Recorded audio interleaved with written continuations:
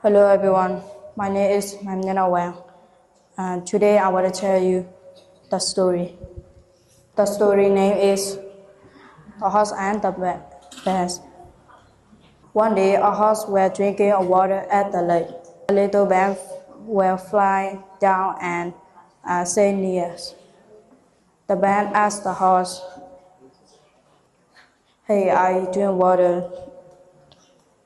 The horse says, "Yes, it's hard to find water because it has raining."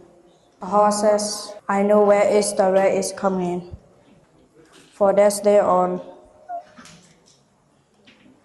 the horse and the bear were traveling together.